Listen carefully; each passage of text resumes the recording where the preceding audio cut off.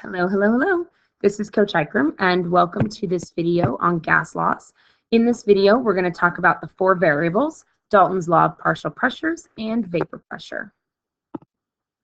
So the first variable that we're going to talk about is pressure, and pressure is normally designated with a capital P.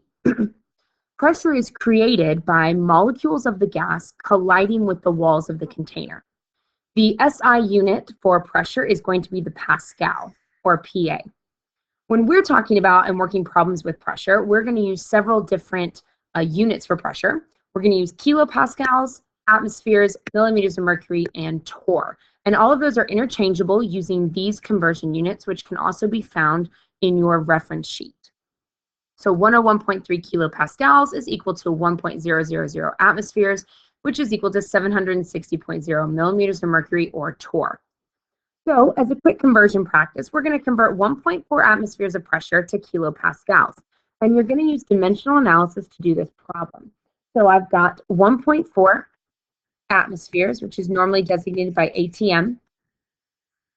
And I'm going to convert it to kilopascals using my conversions. So 1.000 atmospheres is equivalent to 101.3 kilopascals. When I work that out, I get 141.82 kilopascals, which has to round to two significant digits, so it's 140 kilopascals. And you should be able to easily interchange between any of these pressure units as needed. The next variable we're going to talk about is temperature, which is normally designated by a capital T.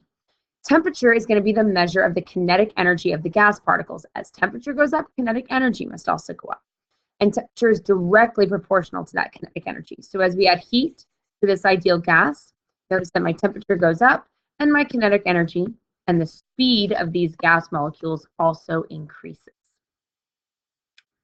The SI unit for temperature in this class, or in general, is going to be Kelvin. But all of our calculations in this unit in this class are always going to be in Kelvin, which means you're going to have to convert from Celsius, because oftentimes when you measure temperature, your given temperature, it's given to you in Celsius. The equation to do that conversion is going to be Kelvin equals degrees Celsius plus 273.15. And if you were going backwards, you would take Kelvin and subtract the 273.15 to get degrees Celsius. Standard temperature is going to be 273.15 Kelvin, or 0 degrees Celsius. 0K is significant because that's called absolute zero. It's the temperature at which the motion of all particles would theoretically stop. So for practice, if I wanted to convert 33.0 degrees Celsius to Kelvin, Kelvin's going to be equal to 33.0 degrees Celsius plus 273.15. And when I do that calculation, I get 306.15 Kelvin. But remember, I've got to use my addition and subtraction significant figures rules. So I've got two places after that as my answer, but only one in one of my givens. So that's going to be 306.2 Kelvin. And that's what I would plug into my calculations. My third variable is going to be volume, designated with a capital V. Volume is going to be the 3D space that it's enclosed by the container's walls. And in this unit, you're going to see some walls of the container that are rigid and cannot be moved or changed, and some walls of the container which are flexible, like the balloons in the diagram to the right. The SI unit for volume is going to be liters. So if you have milliliters and you need to convert it to that SI unit, you would have to make that conversion. And as you know, at STP, there are 22.4 liters of a gas per 1 mole of that gas. The last variable is going to be moles, designated by a lowercase n. Moles is going to be the amount of gas present. And we're always going to convert grams, if we're given that, to moles in order to do our calculations. 1 mole is your standard when you're talking about STP. So for example, in this balloon over here, we have 1 mole of oxygen gas, which would have a mass of 32.00 grams and would occupy 22.4 liters. STP, remember, stands for standard temperature and pressure.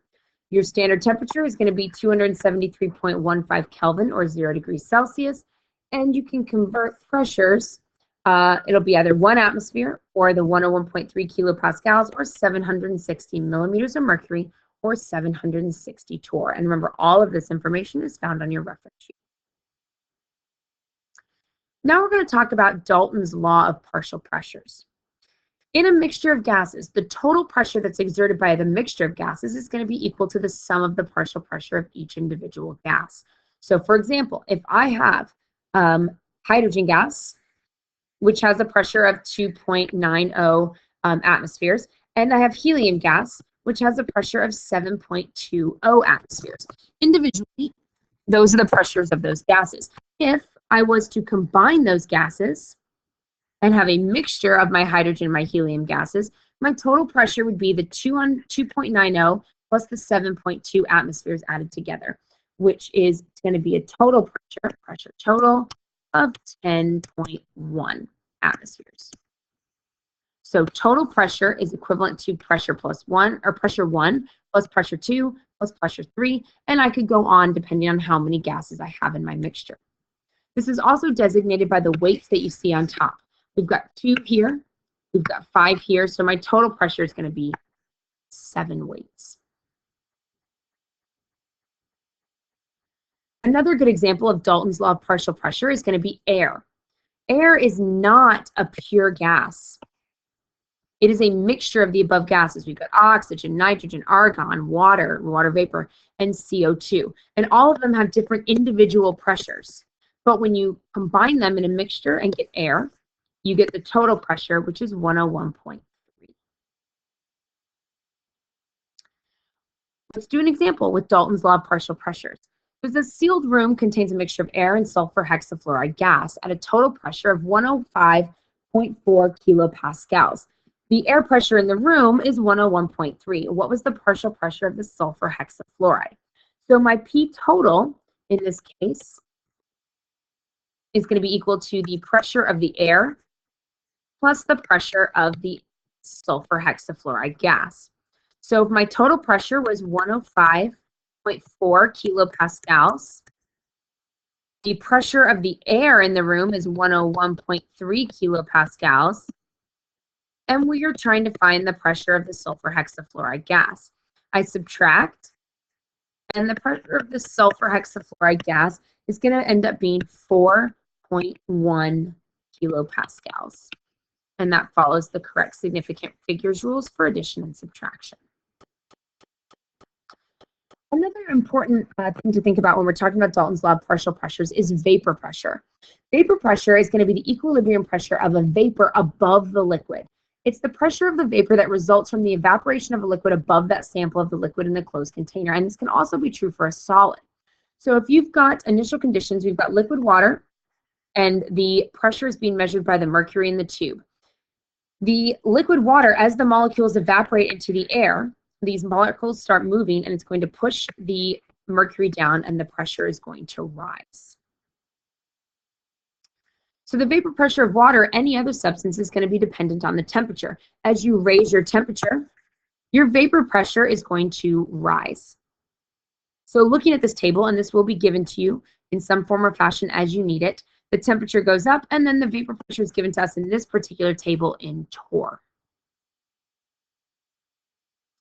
And we can use Dalton's law of partial pressures to calculate your total pressure. So, for example, the pressure of our atmospheric pressure, which is going to be our total pressure, will be equal to the pressure of the water plus the pressure of the gas that's right above that water.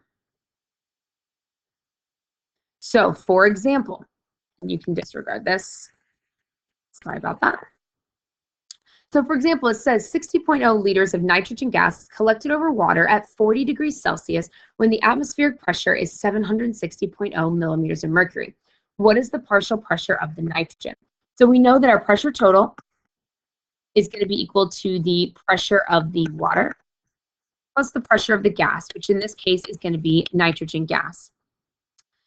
Our atmospheric pressure is our total pressure, so that's 760.0 millimeters of mercury.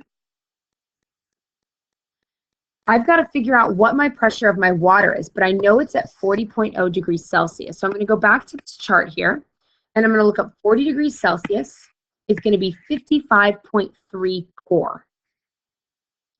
So 55.3 torr, we know from a previous slide that torr and millimeters of mercury have a 1-to-1 ratio. So it's going to be 55.3 millimeters of mercury plus partial pressure of the nitrogen. And when I do my calculations, partial pressure of my nitrogen is going to be 704.7 millimeters of mercury. And that's following significant figures. That's it for this video. Make sure you take good notes and come to class with questions. Thanks.